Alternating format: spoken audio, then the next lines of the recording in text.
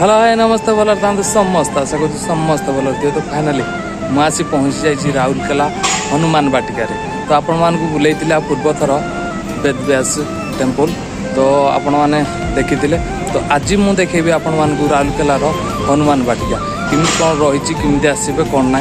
तो video last आए देखते हाँ लाइक शेयर एंड सब्सक्राइब करें बोले चलते आज ब्लॉग स्टार्ट करिए।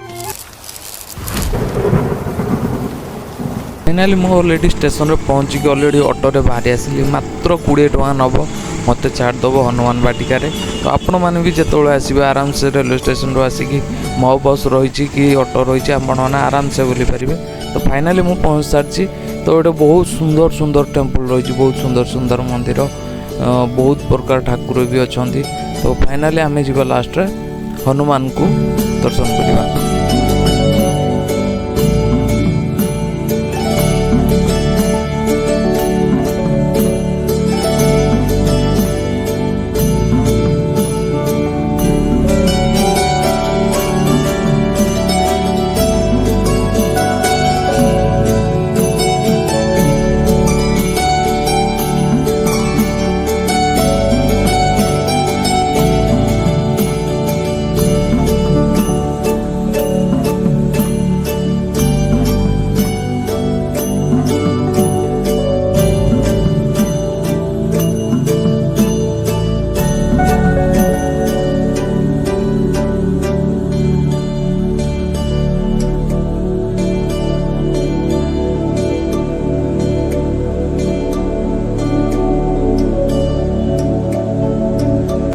तो आपण मैंने जदि राउरकेला आसपा चाहते हनुमान वाटिका बुलाया चाहते तो आराम से आसीपारे रेलवे स्टेशन मात्र 6 किलोमीटर दूर रही हनुमान वाटिका।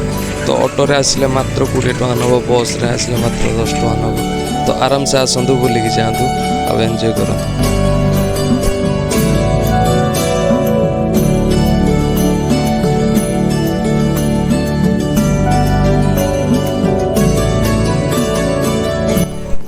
आपण मैंने जानते कि 1994 मसीह chief minister of Odisha Biju Patnaik ji यही 75 फुटर हनुमान मूर्ति को उद्घाटन करते जहाँकि वर्ल्ड रे बहुत फेमस थिला। सेठी पकापकी 13 एकर जमी रे पकापकी विस्तार कराई कि यही मंदिर तैयारी करा ता सहित बहुत गुड़े सुंदर सुंदर मंदिर भी रही। आपण मैंने आसतु निहाती भाव थे बुलिकी जातु बहुत सुंदर लगे से जगह ता सहित गोटे सुंदर कल्याण मंडप भी रही जहाँ शादी फंक्शन जहाँ भी ये कर सुविधा भी रही।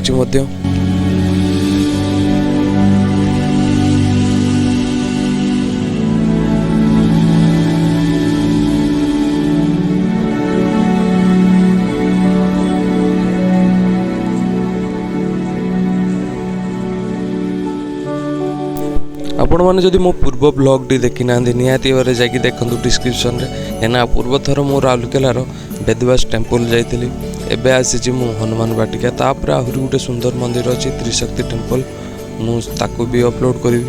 तो आपण मैंने निहाती भाव मत भल लगी वीडियोटी सपोर्ट करूँ आउ लाइक शेयर एंड कमेंट करने को भूलें कमेंट सेक्शन में जय बजरंगबली जय हनुमान लिखा भूलें। तो वीडियोटी केमी लगे निहाती भाव कमेंट करेंगे।